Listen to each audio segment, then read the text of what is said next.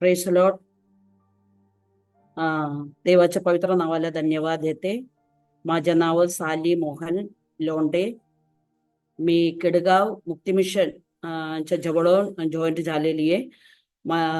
माझी फॅमिलीमध्ये माझे मिस्टर, मला दोन लेकर आहे आणि दोघांचं पण लग्न झाला. मुलाला एक मुलगा पण आहे आणि असा आमचा परिवार आहे. आणि माझी साक्षी मी पुढे देवाने मला कसं कसं रीतीने चालवलं त्याच्याबद्दल मी सांगते. त्याच्यासाठी आरोग्य टीव्हीचा मी धन्यवाद करते. त्यांच्या सर्व प्रयोजनाचा मी मनापासून आभार मानते. या प्रोग्रामद्वारे आणि प्रभूने तुमच्या जीवनात अद्भुत कार्य करू दे असं मी प्रार्थना करते. आणि या मला याच्यासाठी सर्व गोष्टीचा म्हणजे आमंत्रण दिलेला पास्टर दानियल जॉन पास्टर का, त्यांचे परिवार आणि आरोग्य टीव्हीच्या प्रत्येक प्रेक्षकर का प्रभू येशूच्या नावाने मी पुन्हा एक वेळा धन्यवाद देते. आणि मी केरळमध्ये एक छोटासा गाव आहे, कोटयम डिस्ट्रिक्टमध्ये पातामुट्टम, त्या ठिकाणी माझी जन्म झाला. मी एक नामधारी ख्रिस्ती फॅमिलीमध्ये माझी जन्म झाला, कारण ऑर्थोडॉक्स तो चर्चमध्ये होता मी पाहिले. आणि माझी तरुणपण म्हणजे माझी बालपण म्हणजे खूप कठीण असा अवस्थेमध्येच होता, कारण माझे वडील हे खूप दारू पिणारे आणि सर्व प्रकारचे व्यसन करणारे एक होता. आणि आमच्या घरामध्ये शांती नाही, समाधान नाही. आणि आम्ही शांती समाधान या गोष्टीसाठी आम्ही सर्व ठिकाणी फिरायचे. कोणी काय म्हणा, कोणी काय सांगा, तसं प्रमाणे आम्ही सर्व गोष्टी करायचे. आणि त्याच्यासाठी खूप त्याग पण गेला, खूप पैसा पण खर्च झाला, असं अनेक ठिकाणी गेलं. लेकिन कोणी आम्हाला शांती समाधान असं कोणत्याही गोष्टी देऊ शकलं नाहीये. आणि माझी वडिलांचा आणि रोजचा तो दारू पिणं, नाहीतर तो सर्व प्रकारच्या व्यसनमुळे आम्ही फार कठीण झालं. आमचं जीवन सुद्धा म्हणजे खूप कठीण झालं होतं त्या अवस्थेमध्ये. म्हणजे आम्ही तिघ जण, माझी मोठी बहीण आहे, त्याच्या मध्ये एक भाऊ आहे माझी, आणि मी माझ्या घरामध्ये एकदम लहान होता. आणि मी तेव्हा 6 महिन्याची असताना माझी आई म्हणला, म्हणजे असं जीवनाभेशी आत्महत्या करणं बरं आहे असं म्हणून माझी आईने काय केलं, रात्री याच्या टायमामध्ये जेवणावर विष टाकून पहिले मला देण्यासाठी तिने सर्व गोष्टीचा प्लॅन बनवला त्याच टायमामध्ये. आणि माझे वडील नाहीच होते घरामध्ये, वडील म्हणजे पिण्यासाठी बाहेर गेलो होतो. तेव्हा माझी आईने घरचं सर्व दार सर्व बंद केला आणि पहिले मला जेवण देण्यासाठी त्याने मला मांडीवर घेतला. इकत जेवण देणार इकत माझे आईला एक आवाज आला, तिला मारू नको म्हणून. असा माझ्या आईला वाटलं कोणीतरी आलं ते बघते म्हणून. आई लगेच ते सर्व फेकून दिला आणि येऊन बघितलं तर कोणी नाहीच होतं त्या ठिकाणी. आणि असं आमच्या रोजच्या जीवनामध्ये कष्ट दुःख रडणं ही सर्व समस्या प्रॉब्लेम मधून आम्ही चाललो होता. त्या अवस्थेमध्ये म्हणजे आम्हाला माझी वडिलांच्या या असं प्रकारामुळे आम्हाला कोणी नातेवाईक कोणी आम्हाला जवळ नाही घेत, नाही कोणी आम्हाला आधार दिला तर माझे वडील तिकडे जाऊन त्यांना मारायचे, नाहीतर त्यांच्या संधी भांडण करायचे, म्हणून आम्हाला कोणी आधार देत नाहीये. आणि असं आमच्या लहानपण फार कठीण अवस्थेमध्ये दुःखाच्या अवस्थेमध्ये गेलो होतो. तेव्हा आम्हाला येशू कोण आहे, नाहीतर म्हणजे ख्रिस्ती असून येशू कोण आहे आम्हाला माहितच नाही. कोणी काही म्हणतो मरियाला प्रार्थना करा, कोणी म्हणतो संत कोणी मेला त्यांच्याकडे जाऊन प्रार्थना करा, त्यांच्या कवरमध्ये जाऊन प्रार्थना करा. आम्ही सर्व प्रकारचं करत बसला आणि काही फायदा नाही झाला. रोज म्हणजे दुःख ते असा प्रसंग सर्व रोजच्या वाढत गेल्याशिवाय अजिबात काही कमी नाही झाला. असं असतो मध्ये जीवन पुढे जाणं फार कठीण झालं होतं. आणि तेव्हा माझी कसं तरी आमच्या शिक्षण पुढे चाललं होतं, कारण शाळेमध्ये जाण्यासाठी सुद्धा माझी वडील परवानगी नाही देत. आणि कोणतेही काही पाहिजे असलं तर बागी पाहिजे, पुस्तकं पाहिजे, काही आम्हाला आणून नाही देत. आणि त्याच्यासाठी पैसा पण नाही देत, काहीच नाही देत. तेव्हा माझी शाळा आणि आमच्यापासून माझ्या घरापासून 3 किलोमीटर लांब होता. आणि त्या टायमामध्ये बस चार्ज म्हणून 10 पैसा पाहिजे होता, ते सुद्धा माझी वडील त्या आम्हाला नाही देत. आणि जेवण आणि खूप म्हणजे उपासमार आमच्या जीवनात झाला, कारण वडिलांना रोज म्हणजे तो चांगला काम करते, लेकिन पैसा पूर्णपणे जाऊन उद्ध्वस्त करायचे. आणि त्या अवस्थेमध्ये फार कठीण प्रसंगामध्ये काय दुःखामध्ये आमच्या जीवन पुढे जात असताना माझी बहीण आहे, आणि माझी बहीण तेव्हा 10वी पास झालं होतं. त्या टायमामध्ये माझी मावशी आहे, ते रोमन कॅथोलिक मध्ये नर्स म्हणून ते कामात होता. ते कसं तर च्या मरण पावला. तेव्हा माझी आई वडील सर्व त्या ठिकाणी गेलो होता आणि माझी आजीला घेऊन आलं माझ्या घरामध्ये. माझी आजी म्हणजे ते प्रभू येशूचा स्वीकार केलेला, बाप्तिस्मा झालेला, पवित्र आत्माने भरलेला एक व्यक्ती होता. आणि आम्हाला पवित्र आत्मा म्हणजे माहीतच नाही, प्रभू येशूवर आम्ही कधी प्रार्थना नाही करत, काहीच नाही करायचंय. त्या अवस्थेमध्ये माझी आजी घरामध्ये आल्यावर माझी आजी म्हणला असं प्रार्थना करणाऱ्यामध्ये जायचे म्हणला. तेव्हा मला माझ्या घराच्या ते प्रॉब्लेम मध्ये मला कोणतीही गोष्टीमध्ये विश्वास नाहीये. मला मारे कोणतेही म्हणजे देवावर माझी विश्वास उडला सर्व गोष्टीमध्ये. कारण आम्ही एका कष्टामध्ये, दुःखामध्ये, वेदनेमध्ये असताना आम्ही सर्वांकडे जाऊन प्रार्थना करते, दान देते, अर्चन देते, सर्व गोष्टी करते, काय फायदाच नाही, कोणी आमच्या ऐकायला कोणी नाही. म्हणून माझी मनामध्ये खूप राग निर्माण झाला. मी म्हणला असं असं देव नाहीये. देव असलं तर कारण आपल्या कष्टामध्ये, आपल्या वेदनेमध्ये म्हणजे आपल्या दुःखामध्ये देव का आपल्यासाठी कार्य करत नाहीये? आपण त्यांना पैसा देतो, आपण त्यांचे उपवास करतो, आपण त्यांच्या सर्व गोष्टी करतो, पुन्हा का असं नाहीये? त्याच्यामुळे मला माझी मन खूप रागाने भरलेली होतं. मला कोणत्याही गोष्टीमध्ये मला आवड नाहीये आणि कोणासाठी प्रेमाने बोलणं पण मला नाही आवडत. आणि विशेष म्हणजे माझी वडिलांच्या वयाचे असं माणसं कोणी पिणारे खाणारे असं मला अजिबात त्यांना आवडतच नाहीये. कोणी काही मला असं लोक मला कोणी काय प्रश्न विचारतात, मी उत्तर पण नीट नाही द्यायचे मला, कारण सर्व गोष्टीमध्ये माझी मन खूप रागाने भरलं होता. आणि कधी कधी असं वाटायचं म्हणजे आत्महत्या करावा, ह्या एक इलाज असेल असा कधी कधी विचार केला. असं 2-3 वेळा त्याच्यासाठी मी प्रयत्न पण केला, तो बी ते सर्व गोष्टी फेल झाला. लेकिन मी 10वीला असताना माझ्या जीवनात एक प्रॉब्लेम झाला. त्याच्या अगोदर माझी बहिणीला माझी स्वभावाविषयी एकदम ऑपोजिट स्वभाव आहे. तिला म्हणजे कसं असतो, देव, प्रार्थना आणि उपवास या सर्व गोष्टीमध्ये तिला खूप आवड असायची. आणि कारण ती घराच्या मोठे असताना, घराच्या सर्व परिस्थिती तिला चांगलं माहिती असताना त्याच्यामध्ये ती खूप म्हणजे देवदेव करायची. आणि अशा अवस्थेमध्ये माझी आजी म्हणली असं चर्चमध्ये या म्हणला. माझी बहीण माझी आजी संधी तिथं गेला तर तो वचन आणि सर्व ऐकलं तर माझी बहिणीला खूप आनंद वाटला. त्या टायमामध्ये माझी बहीण शाळेमध्ये असताना, 10वीला असताना माझी बहिणीच्या जीवनात एक प्रॉब्लेम होता. ती लहान असतानापासून तिच्या दोन्ही पायामध्ये गुडघ्याच्या खाली आणि खूप मोठा जखम झाला होता. आणि हॉस्पिटलमध्ये गेला तर त्या डॉक्टरने औषध पाणी केलं तर ते कधी बरं नाही होतं. ते चिडायचं, पुन्हा पुन्हा असं मोठं व्हायचे. आणि खूप म्हणजे तिला शाळेमध्ये पण सर्व तुच्छ मानायचे. आणि एक सेपरेट एक बेंचमध्ये तिला बसवायचे, कोणी तिच्या जवळ नाही जायचं, तिला प्रेमाने कोणी बोलतच नसायचे. त्या टायमामध्ये माझी आजी आमच्या घरामध्ये आलेला आणि त्या टायमामध्ये त्या प्रार्थनेला माझी बहीण गेला. आणि त्या ठिकाणी देवाचे सेवक आहे, त्यांनी माझी बहिणीला पौशवाणी केलं होतं. म्हणजे तिच्या लहानपणापासून आमच्या घरामधच्या सर्व परिस्थिती, सर्व गोष्टी तिला पौशवाणी म्हणून तिला सांगितलं देवाचा आत्माधार आहे. तिने त्या गोष्टीमध्ये विश्वास केला आणि आपल्या जीवन प्रभूला समर्पण केला. त्या दिवशी तिकडचा तो देवाचा सेवक आहे, त्यांनी माझी बहिणीच्या पायासाठी प्रार्थना केला. ते प्रार्थना केला, एक आठवडा पण नाही झालं तिच्या पूर्ण पाय बरं झाला. आणि आता ती मला वाटतं 60च्या आसपास आहे, लेकिन तिला अजिबात पुण्यात असं त्रास नाही झाला. म्हणजे त्या दिवशी देवाने तिला स्पर्श केला, प्रभूने स्पर्श केला आणि तिला देवाने पूर्ण आरोग्य दिलं. पुन्हा आजपर्यंत तिच्या पायामध्ये असा त्रास कधी आलेला नाहीये. आणि तसं तिने तिच्या जीवनात ते देवाचा गौरव झाला. त्या टायमामध्ये तिने काय केलं, प्रभूला आपलं जीवन समर्पित केला आणि तारणारा म्हणून स्वीकार केला.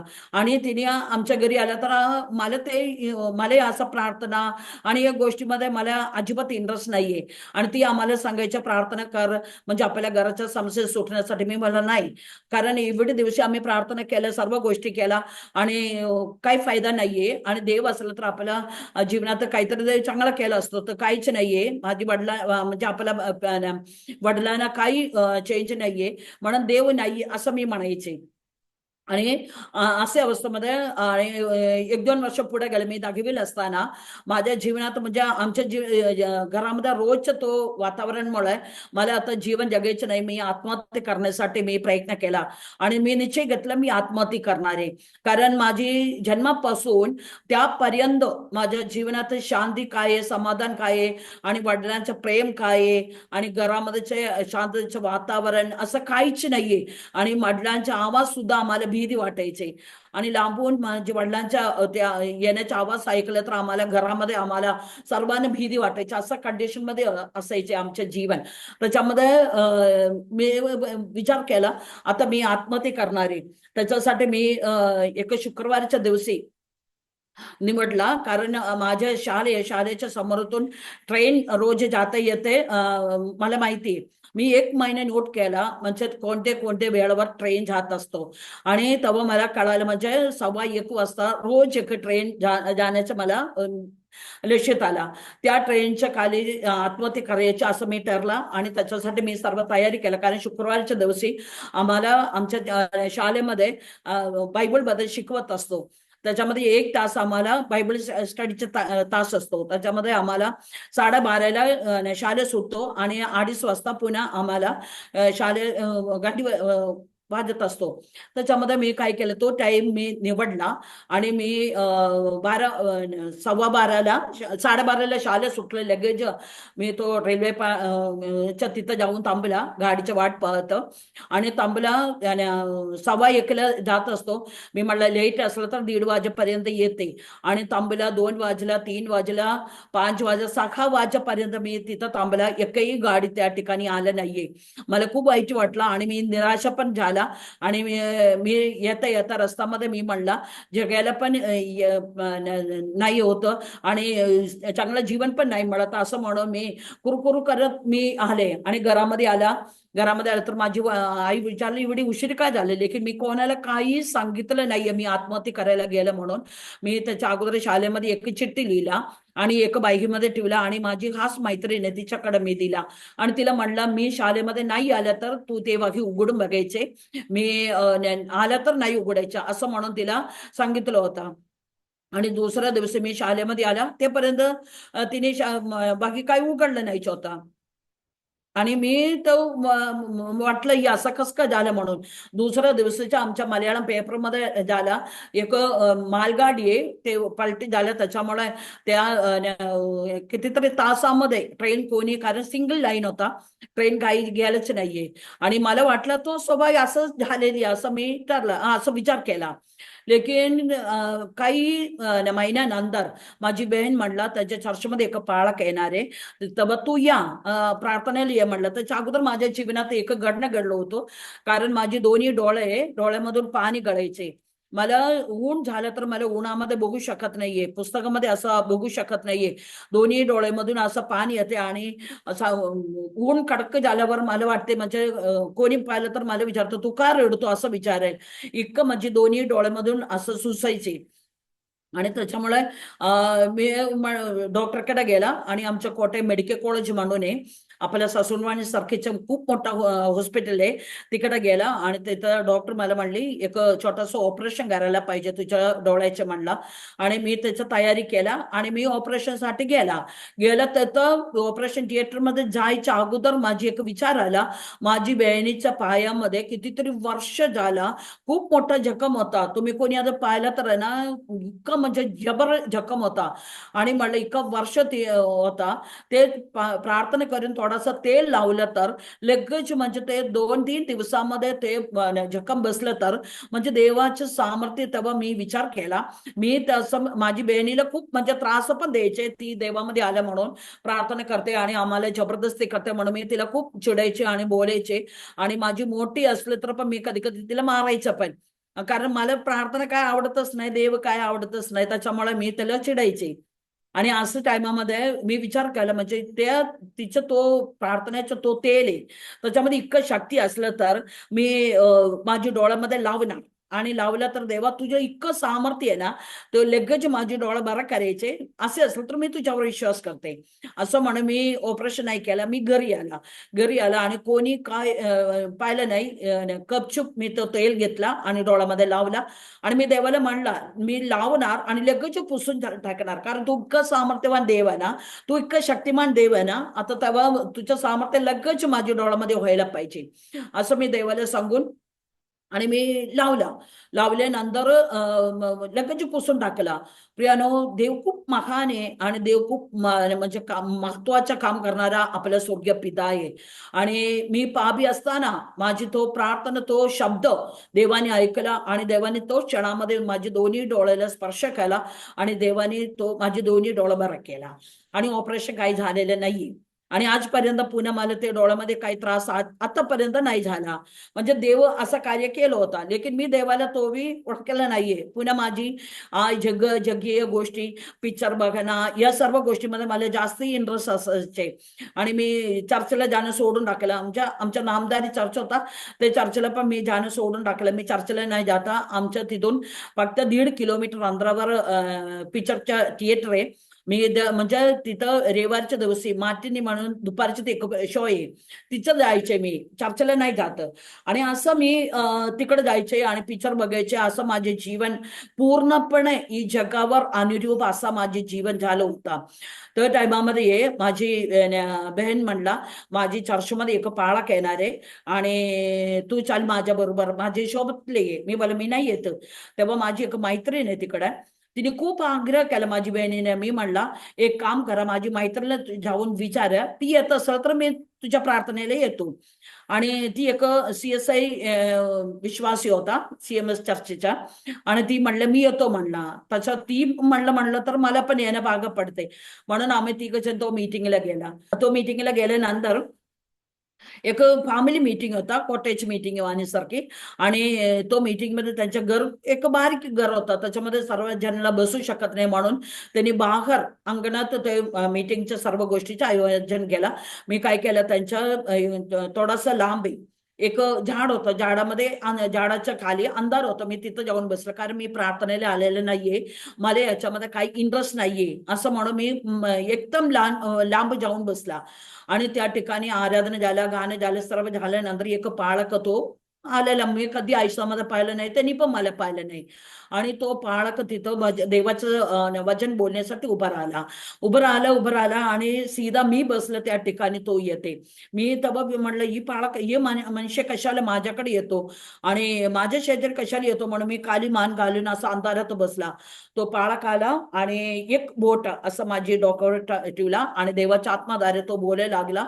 माझी लहानपणापासून, म्हणजे 6 महिन्याची असताना माझी आई मला मारून टाकणार होता त्यापासूनच्या आणि त्या टाइमापर्यंत, मी तो मीटिंगला बसले तो टाइमापर्यंतच्या सर्व गोष्टी देवाच्या आत्माद्वारे त्यांनी बोलला. आणि म्हणलं त्या दिवशी तो आत्महत्या करायला गेला, त्या दिवशी वाचवलेला देव मीच आहे म्हणला, कारण एक मालगाडीला पलटी करून देवानी मला त्या ठिकाणी वाचवलं. म्हणजे मी तेव्हा विचार करायला सुरुवात केला, असे एक देव आहे का? कारण मी त्यापर्यंत प्रभू येशूला, मी ख्रिस्ती असून येशूच्या नाव, म्हणजे येशूचं नाव ऐकला, लेकिन येशूवर कधी आयुष्यामध्ये प्रार्थना नाही केला, काहीच नाही केला.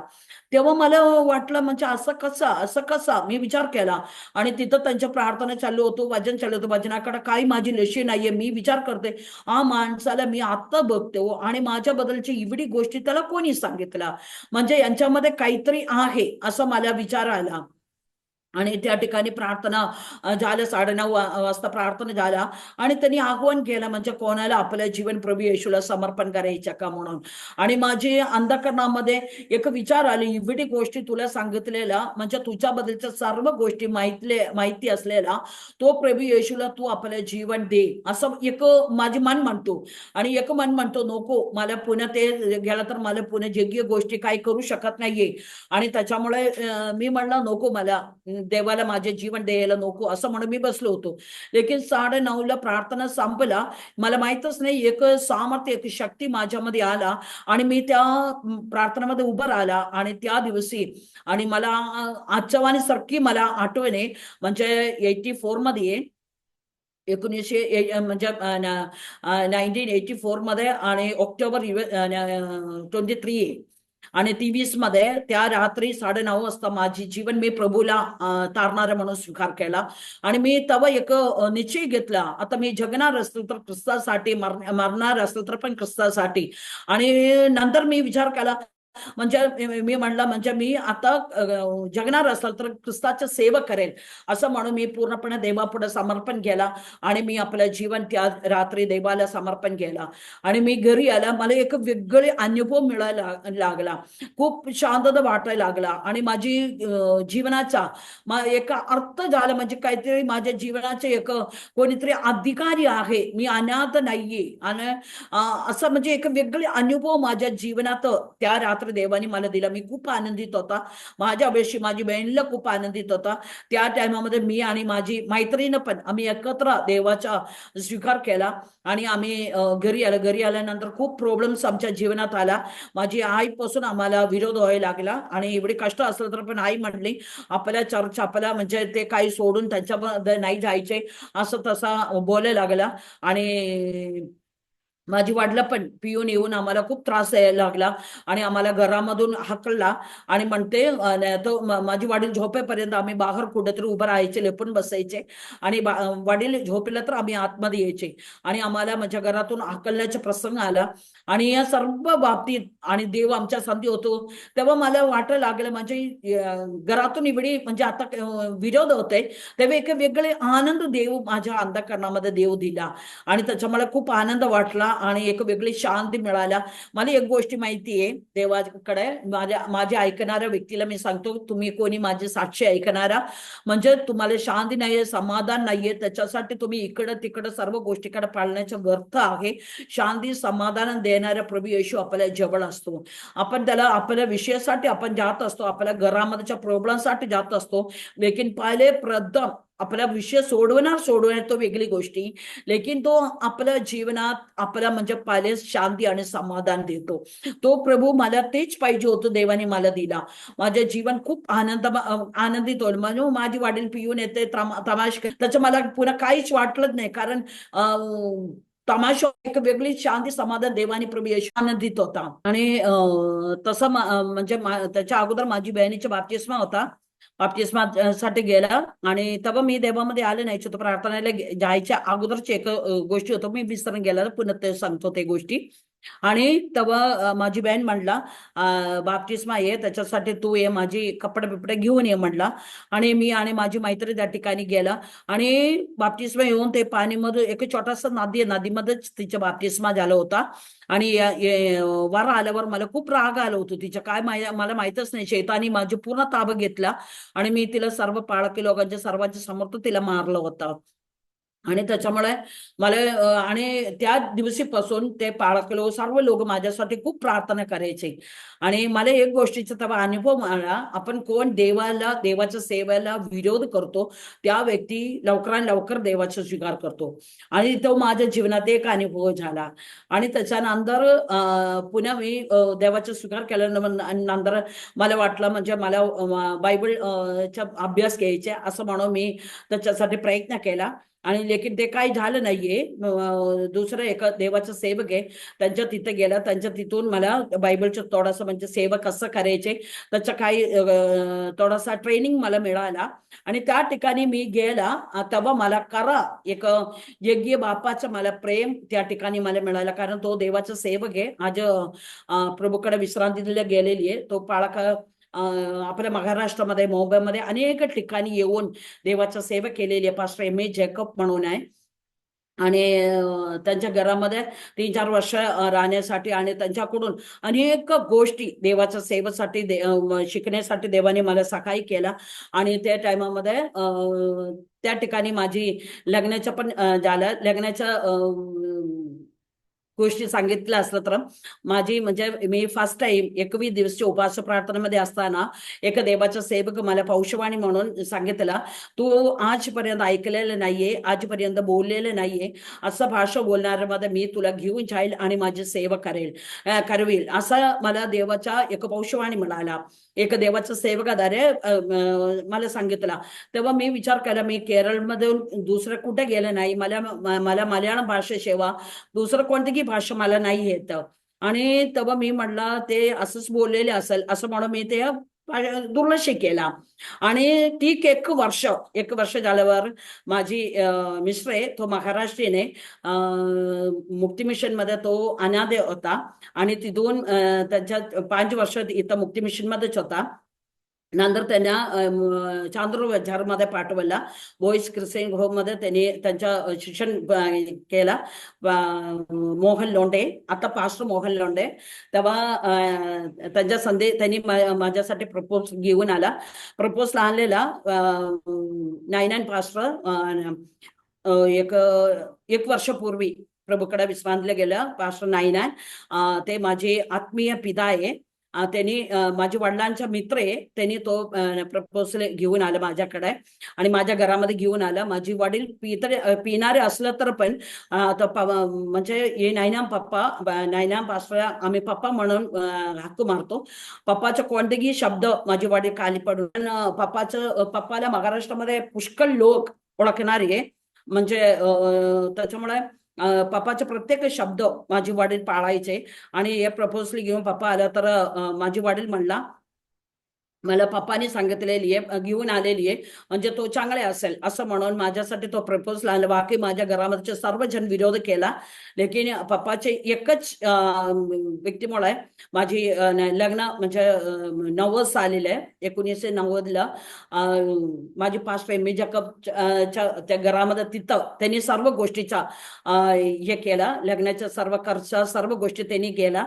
आणि मी 90 साली महाराष्ट्रामध्ये म्हणजे केडगावत या ठिकाणी आला. फर्स्ट टाइम इथं आला आणि आल्यानंतर मला खूप म्हणजे त्रास, म्हणजे भाषेचा प्रॉब्लेम अनेक, कारण माझी भाषा त्यांना माहीतच नाहीये, त्यांच्या भाषा मला माहीतच नाहीये. असं खूप म्हणजे प्रॉब्लेम्स आमच्या जीवनात झालं होता. लेकिन देवाने त्याच्यामधून सर्व आम्हाला सोडवला. देव खूप महान आहे आणि देवाला कसं कसं धन्यवाद करावा ते माझ्या पुढे शब्दच नाहीये. आणि इथे आल्यानंतर मी रोज तिथं प्रार्थनेला जाणार, इथे आल्यावर मला भाषा पण माहीतच नाही आणि प्रार्थना पण नाही. मी खूप म्हणजे या विषयामध्ये मला खूप त्रास सहन काढला.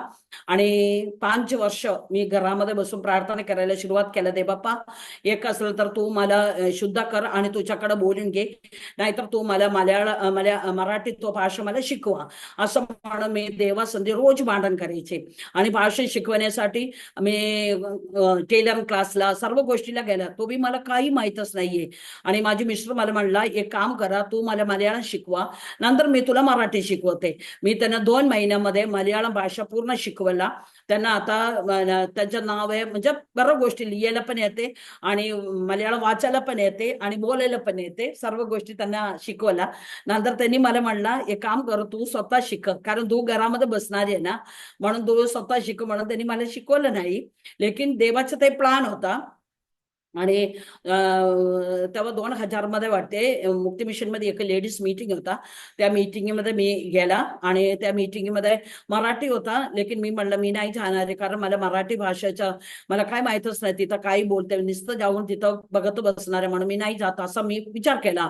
लेकिन माझी मनामध्ये एक प्रेरणा आला, तू जा आणि तिथं बोलणाऱ्या सर्व गोष्टी मी तुला समजून देईल, असं मला एक आतून एक प्रेरणा मिळाला. म्हणून मी त्या मीटिंगला गेला तर खरं देवाचा आत्मा माझ्या मनामध्ये तो प्रेरणा दिला. आणि सारखीच मला तिथं काय बोलतो सर्व गोष्टी, तो वचन आणि सर्व गोष्टी मला एक कोणतरी मला मल्याळममध्ये ट्रान्सलेशन देतो आणि सारखी माझ्या जीवनात अनुभव झाला. आणि त्या ठिकाणी मला 3-4 जणांची ओळख झाला आणि त्यांच्याद्वारे आम्ही विचार केला. त्या ठिकाणी इतकं सुंदर मीटिंग होता आणि डॉक्टर गुप्ता म्हणून एक होता, मिशन मध्ये डॉक्टर म्हणून काम करायचे, तिने तो मीटिंग अरेंज केलं होतं. आणि ते मीटिंग झाल्यानंतर त्यांनी खूप लोकांना म्हणजे आव्हान केलं कोणाला देवाच्या सेवेसाठी आपलं जीवन समर्पण करायचे म्हणून. तेव्हा आम्ही सर्व उठून उभं राहिला आणि देवाच्या सेवेसाठी समर्पण पुन्हा एक वेळा केलं. आणि तेव्हा त्या टायमामध्ये 3-4 जणांच्या माझी ओळख झाला. आणि तेव्हा पण मला भाषा बोलायला काही येत नाहीये आणि थोडंफार कळते. आणि आम्हाला शाळेमध्ये असताना 5वी ते 10वी पर्यंत हिंदी एक सब्जेक्ट असायचे. हिंदीमध्ये थोडंफार म्हणजे कसे काय काय शब्द मला यायचे, लेकिन पूर्ण कंटिन्यू असं बोलायला काही येत नाहीये. त्याच्यामध्ये ते लोक मला हिंदी इंग्लिश सर्व गोष्टी मिक्स करून माझ्यासाठी बोलायचे. आणि तेव्हा आम्ही असं ठरलं आठवडे एक दिवशी आम्ही एकत्र यायचे आणि आपण प्रार्थना करू आराधना करू असं म्हणून आम्ही निश्चय केला. आणि आठवडे एक दिवशी आम्ही तो प्रार्थनेसाठी माझ्या बरोबर येते आता इथे आराधनेसाठी उभं राहते ती ती आहे तेजस्विनी म्हणून. तिच्या घरामध्ये आम्ही एकत्र प्रार्थनेला पहिले करायला सुरुवात केला. आणि आमच्या प्रार्थनेच्या गाण्याचा आवाज ऐकून अनेक विधर्मी लोक त्या ठिकाणी प्रार्थनेसाठी यायला सुरुवात केला. आणि देवाच्या आत्माचं खूप मोठा काम त्या ठिकाणी व्हायला लागला. आणि आम्ही एक छोटासा 5 जणांनी सुरुवात केलं, लेकिन प्रत्येक आठवडा आम्ही शुक्रवारच्या दिवशी एकत्र यायचे. प्रत्येक शुक्रवारी इतकं लोक यायचे, यायचे आणि आम्ही प्रार्थना करताना लगेच देवाचे गौरव त्यांच्या त्यांच्या जीवनात व्हायचे आणि आजारी लोक बरे व्हायचे. आणि इतकं देवाच्या आत्माचं सामर्थ्य त्या ठिकाणी प्रगट व्हायला सुरुवात केला. आणि मी जातो मला वचन तिथं काय बोलतं मला कळत नाही, लेकिन मी जातो आराधना करायला. मला आराधना करणे खूप आवडायचे, कारण देवाची आराधना मला खूप आवडायचे देवाची आराधना करण्यासाठी. म्हणून मी त्याच्या संधी जायच्या आराधना करण्यासाठी जात असतो. आणि 2 महिने झाले असं प्रार्थनेमध्ये. 2 महिने झाल्यानंतर एक दिवशी प्रार्थना करत असताना देवाचा आत्मा माझ्या संधी बोलला. आमच्या ग्रुपमध्ये एक मुलगी आहे, ती बायबल ट्रेनिंग घेतलेली आहे, ती वचन बोलायची. आणि म्हणला तिला मी त्या ठिकाणी मी तुला उभं करणार आहे असं देवाचा आत्मा मला सांगितलं. मी म्हणलं शक्यच नाही, कारण मला मराठी काही येत नाही बोलायला आणि बोलायला पण येत नाही, काहीच माहीतच नाहीये, बोलायला पण येत नाहीये. त्याच्यामुळे ते गोष्टी नाहीये माझी मनामध्ये असं वाटलं असेल असं मला वाटलं.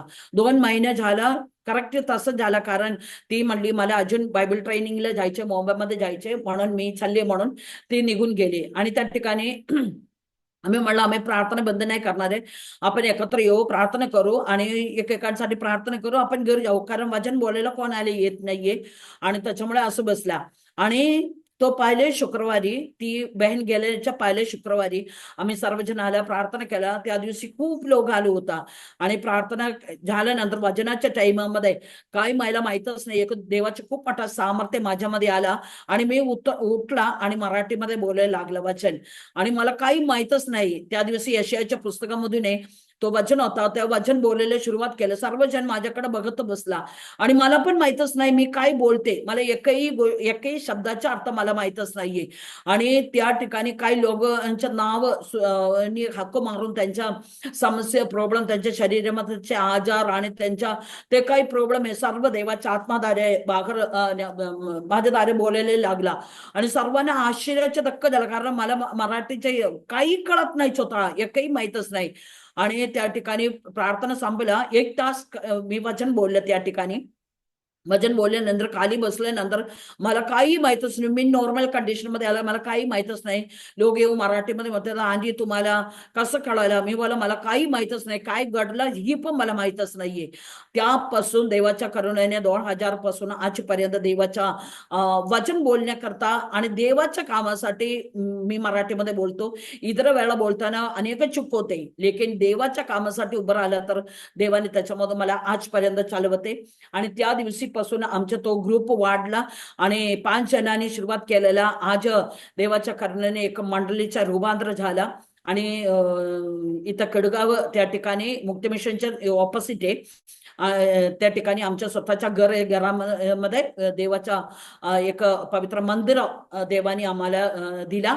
आणि देवानी या मंदिर स्थापन केला हे आम्हाला पूर्णपणे खात्री, कारण मुक्ती मिशनच्या समोर असं एक चर्च मला आवडतच नाही होता. म्हणून पुष्कळ लोक म्हणजे तारण झाला, काही लोकांचे बाप्तिस्मा झाल्यानंतर मी म्हणलं आपण इथं चर्च नको, दुसरी एक ठिकाणी आम्ही इथून 1.5 किलोमीटर आहे त्या एक ठिकाणी आम्ही चर्च तिथं सुरुवात केलं होता. लेकिन तिथून पुन्हा ते काही कारणाने इथं देवानी घेऊन आला. असं तिथं 2000 2002 पासून या ठिकाणी चर्च सुरू करण्यासाठी प्रभूने सहाय्य केला.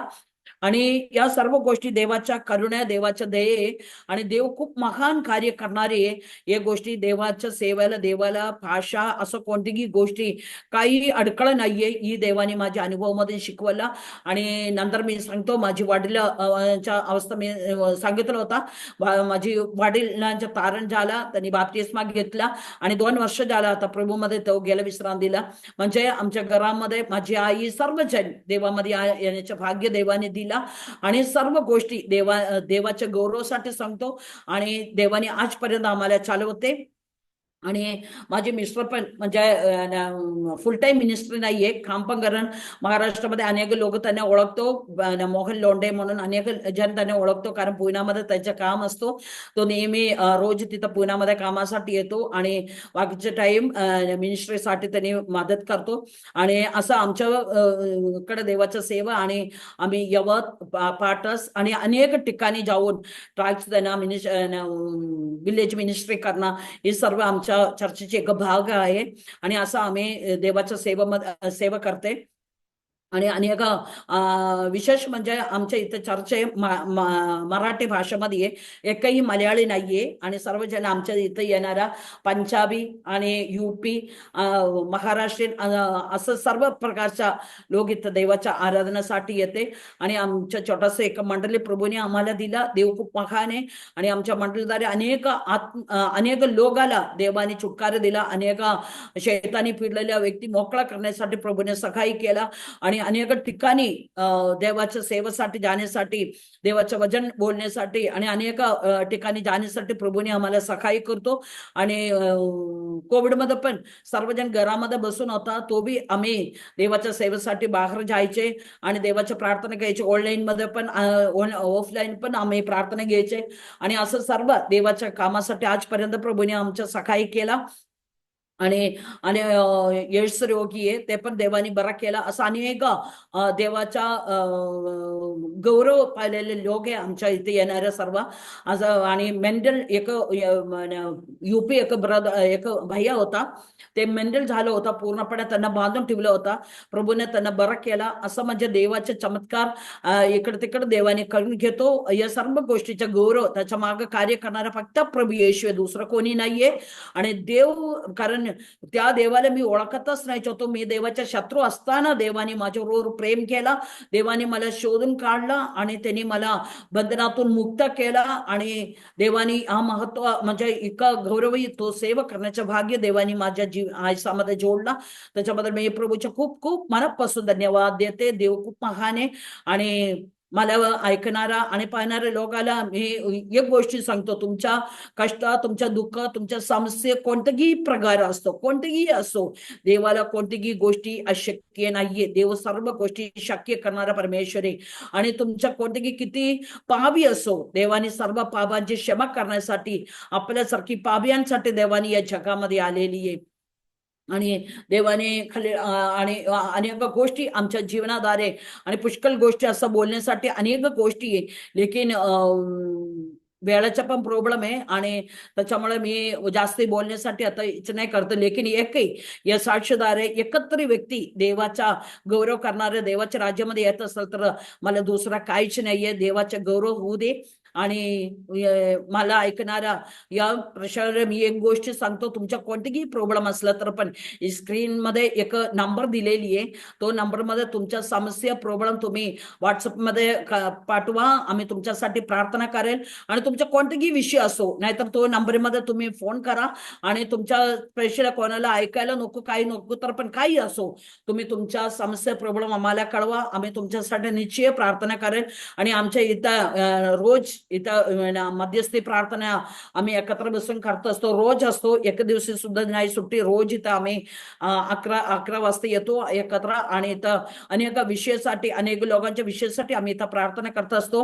आणि सर्व तुमचा पण काही विषय असेल तर तुम्ही आम्हाला सांगा, आम्ही तुमच्यासाठी प्रार्थना करेल. आणि प्रभू तुमच्या जीवनात कार्य कर, माझ्या जीवनात कार्य केलेला, माझी फॅमिलीच्या जीवनात कार्य केलेला. मी किती वेळा सांगतो, माझी वडिलाने कधी कोणी सुधरू शकत नाहीये, लेकिन माझी वडिलाने सुधारलेला परमेश्वर. आणि तुमच्या कोणाच्या घरामध्ये असं दारू पिणारा, काही त्रास देणारे कोणी असलं तर तुम्ही आम्हाला सांगा, आम्ही तुमच्यासाठी प्रार्थना करेल. प्रभू निश्चय त्यांच्या जीवनात कार्य कर, त्यांना देव त्यांना बदलेल. आणि पहिल्या तुम्हाला परमेश्वर तो प्रभू येशू तो जिवंत देव आहे, कारण तो आपला कष्ट, दुःख, वेदना आणि आपला आसू पाहणारा परमेश्वर आहे. आणि बाकीच्या देवासारखे नाहीये, मनुष्याने घडवलेलं नाही. ही देव प्रभू येशू आपल्या घडवलेली आहे. आणि प्रभू येशूकडे तुम्ही प्रार्थना करा, तुमच्या समस्येत तुम्ही त्यांना सांगा, म्हणजे तो तुमच्या जवळून ऐकून तुम्हाला उत्तर देणारा परमेश्वर आहे तो प्रभू येशू. आणि मला ऐकणाऱ्या प्रत्येक व्यक्तीला मी ते विनंती करतो, तुमच्या कोणत्याही गोष्टी असो तुम्ही आम्हाला सांगा आणि तुम्ही प्रभू येशूवर विश्वास करा. प्रभू येशू तुमच्या जीवनात कार्य करणारी, त्याच्यासारखी कोणीच नसतो प्रियानो. आपला सर्व जन असेल, लेकिन आपल्या जीवनात कष्ट आलं, दुःख आलं, सर्वजण आपलं सोडून जातो, लेकिन प्रभू येशू म्हणतो मी कष्टामध्ये तुमच्या जवळ आहे. कारण तो मनुष्य नाहीये, मनुष्य असलं तर कष्टामध्ये दुःखामध्ये पळून जातो, लेकिन ख्रिस्त प्रभू येशू म्हणतो मी कष्टामध्ये मी तुमच्या जवळ आहे. आणि तो म्हणतो मी अनादी असं सोडणार नाहीये. आणि पुन्हा तो म्हणतो मी त्याच्या खाली जन्म दिलेला आई त्याच्या लेकराला विसरेल का, लेकिन तो पण विसरेल, लेकिन मी तुम्हाला विसरणार नाहीये. मी युगाच्या शेवटपर्यंत तुमच्या संधी आहे असं म्हणलेलं तो प्रभू येशू.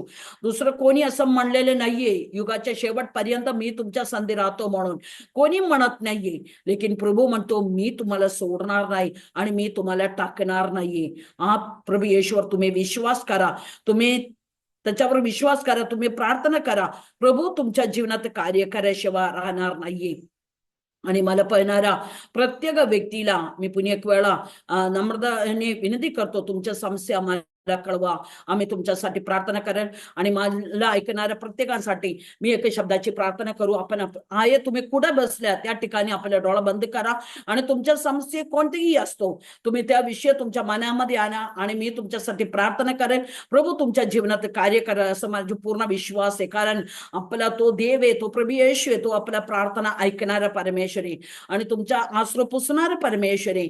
तुम्हाला असं रिक्त सोडणार नाहीये प्रियानो. तुम्ही कुठे असो, कोणत्याही अवस्थेमध्ये असो, तुम्ही त्याला हक्क मारा. लेकिन तो म्हणतो हक्क मारणाऱ्यांच्या मी तुमच्या जवळ येतो, तुम्ही हक्क मारेल मी तुम्हाला उत्तर देशील, असं देवाचे वचन म्हणतो.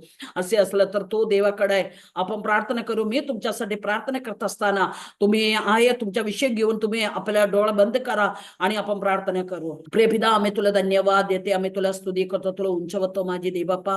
तू आमच्या सर्वशक्तिमान, तू तोर वैभव पिता आहे, तू आकाश पृथ्वी आमच्या सर्वांच्या निर्माण करता परमेश्वर तूच आहे माझे देवबापा. प्रभू येशू सुंदरशा वेळासाठी आम्ही तुला धन्यवाद देते माझे देवबापा. प्रभू येशू या साक्षी बोलण्यासाठी प्रभू तो सहाय्य केला.